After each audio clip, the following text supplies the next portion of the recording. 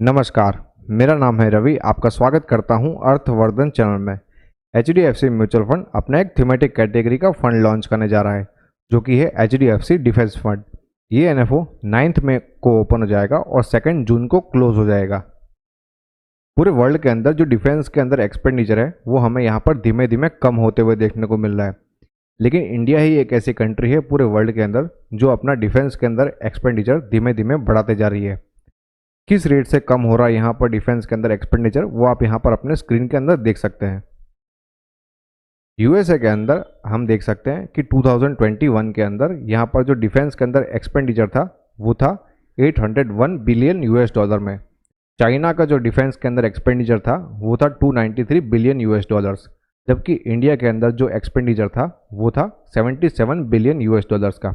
अगर हम परसेंटेज के मामले में बात करें तो यहाँ पर यूएसए ने अपने जीडीपी का 3.5% जितना यहाँ पर डिफेंस के अंदर एक्सपेंडिचर किया है, चाइना ने 1.7% जितना और इंडिया ने 2.4% जितना। इंडिया के अंदर डिफेंस का जो सेक्टर है वो बहुत ही तेज़ी से बढ़ रहा है। उसके पीछे के 4 जो फैक्टर्स है वो मैं आपको बताता हूँ।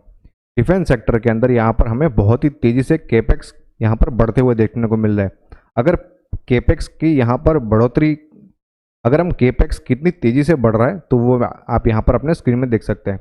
9% CAGR के हिसाब से डिफेंस के अंदर हमें केपेक्स देखने को मिल रहा है।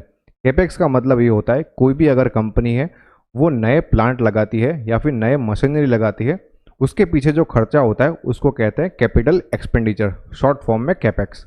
दूसरा रीज़न ये है कि डिफेंस के जो इक्विपमेंट्स है वो अब इंडिया इंपोर्ट्स करना बहुत ही कम करने लगा है। उसके पीछे का रीज़न ये है कि यहाँ पर जो इंडिया के अंदर ही बहुत सारी कंपनीज अब एस्टैब्लिश हो रही है, वो धीमे धीमे अपने कैपेक्स को बढ़ाते जा रही है और साथ में यहाँ पर इक्विपमेंट्स भी मैन्युफैक्चर करना स्टार्ट कर रही है। तीसरा, यहाँ पर हमें एक ग्रोथ का बहुत ही अच्छा रीज़न देखने को मिल रहा है कि यहाँ पर इंडिया के पास अब ऐसी कैपेबिलिटीज़ अवेलेबल होना शुरू हो चुकी है कि वो यहाँ से अपने प्रोडक्ट्स को एक्सपोर्ट भी कर सके। और चौथा रीज़न ये है कि यहाँ पर ग्रोथ का जो चौथा रीज़न ये है कि यहाँ पर डिफेंस का जो इकोसिस्टम है वो धीमे धीमे बढ़ता हुआ देखने को मिल रहा है। मैंने एक न्यूज़ में पढ़ा था कि यूपी के अंदर एक पूरा डिफेंस कॉरिडोर बनने जा रहा है, जो इंडिया को फ्यूचर में बहुत ही ज़्यादा काम में आने वाला है।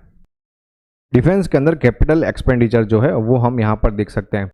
कंटिन्यूसली यहाँ पर 9% CAGR के हिसाब से यहाँ पर कैपिटल एक्सपेंडिचर बढ़ते हुए देखने को मिल रहा है। ये बहुत ही अच्छा साइन है इंडिया के डिफेंस के लिए। यहाँ पर इंडिया के अंदर जो R&D है उसके ऊपर भी बहुत ही ज़्यादा फोकस किया जा रहा है। इंडिया खुद ही यहाँ पर एयरक्राफ्ट कैरियर बनाने की कोशिश कर रहा है और बना भी रहा है। सबमरीन्स को भी यहाँ पर इंडिया के अंदर ही बनाने की कोशिश कर रहा है, थैंक्स टू R&D डिपार्टमेंट। होवित्ज़र तोप जो है वो भी इंडिया के अंदर बनना शुरू हो चुका है। अगर इंडिया से एक्सपोर्ट होने वाले जो इक्विपमेंट्स है उसके बारे में अगर हम बात करें तो यहाँ पर 8 साल के अंदर 8 गुना जितना यहाँ पर एक्सपोर्ट बढ़ते हुए देखने को मिल रहा है। कौन से इक्विपमेंट्स यहाँ पर एक्सपोर्ट हो रहा है वो मैं आपको बताता हूँ। यहाँ पर यूटिलिटी एयरक्राफ्ट है डोर्नियर 228 जो यहाँ से एक्सपोर्ट होना शुरू हो चुका है। एडवांस टोड आर्टिलरी गन्स वो भी यहाँ से एक्सपोर्ट होना शुरू हो चुकी है। ब्रह्मोस के बारे में आपने बहुत ही सुना होगा, ये भी यहाँ से एक्सपोर्ट होना शुरू हो चुका है।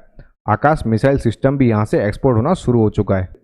एक्सपोर्ट्स के मामले में यूएसए सबसे ज़्यादा एक्सपोर्ट करता है, वो है अपने जो डिफेंस प्रोडक्ट्स है उसका 40% एक्सपोर्ट करता है। Russia 16%, France 11%, China 5%, Germany 4%, Italy 4%, UK 3% और अदर कंट्रीज़ के अंदर 17% जितना एक्सपोर्ट करता है। अदर कंट्रीज़ के अंदर यहाँ पर इंडिया भी शामिल है।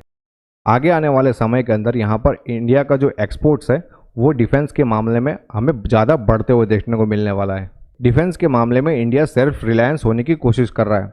बहुत सारे ऐसे इक्विपमेंट्स हैं जो हम पहले इंपोर्ट करते थे, लेकिन अभी के समय में हम उनको खुद ही मैन्युफैक्चर करते हैं और खुद ही यूज़ करते हैं।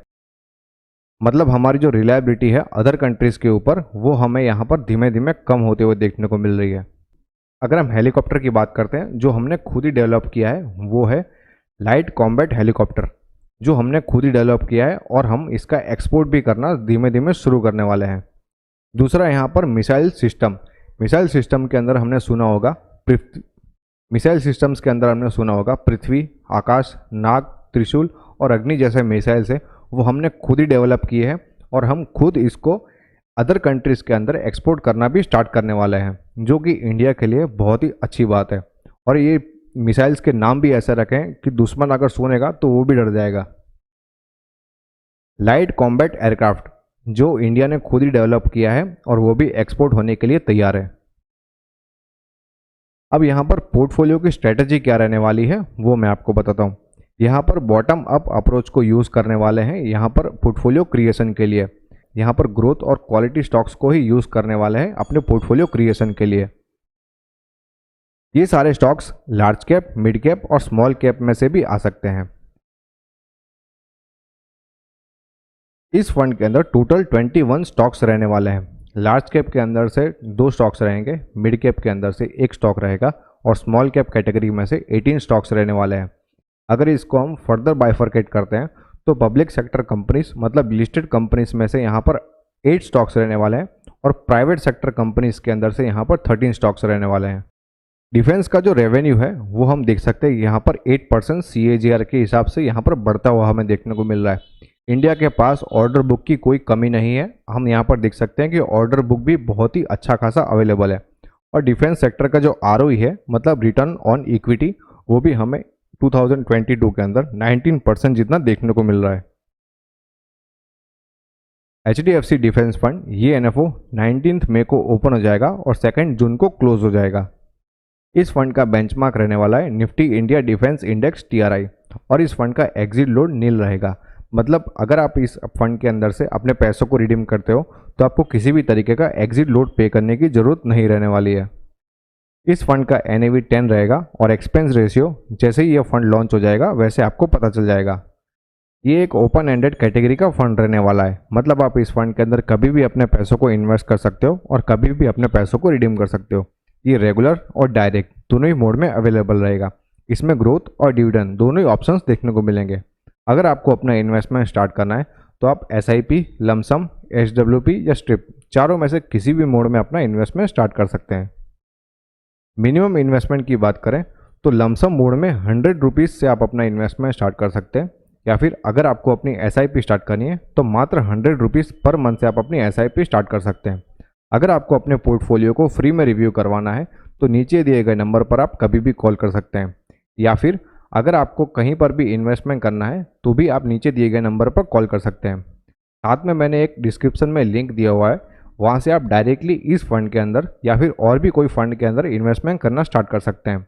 इसके साथ में यहाँ पर म्यूचुअल फंड के साथ में यहाँ पर insurance, FD, pre IPO, PMS और डिबेंचर्स जैसे अलग अलग ऑप्शंस को भी आप चेकआउट कर सकते हैं। इस फंड के जो मैनेजर रहने वाले हैं वो है मिस्टर अभिषेक पोदार, जिनको 17 साल से भी ज़्यादा का एक्सपीरियंस है। अगर इनका एजुकेशन क्वालिफिकेशन की बात करें तो इन्होंने अपना MBA कंप्लीट किया हुआ है हैदराबाद से 2009 में और ये क्वालिफाइड चार्टर्ड अकाउंटेंट भी है। इन्होंने अपना CIMA कंप्लीट किया हुआ है UK से 2008 में और इन्होंने अपना बैचलर ऑफ कॉमर्स की डिग्री भी कंप्लीट करी हुई है। अब मेरा क्या मानना है इस फंड के बारे में वो मैं आपको बताता हूँ। इंडिया की जो ग्रोथ स्टोरी है डिफेंस के अंदर वो अब यहाँ पर शुरू होते हुए हमें दिख रही है और फ्यूचर बहुत ही ब्राइट देखने को मिल रहा है। अगर आपको इस फंड के अंदर इन्वेस्टमेंट करना है तो आपको लॉन्ग टर्म का हॉरिजन ही लेके चलना पड़ेगा। ये एक थीमेटिक कैटेगरी का फंड होने के कारण आपको अपने एडवाइज़र से एक बार ज़रूर बात कर लेनी चाहिए।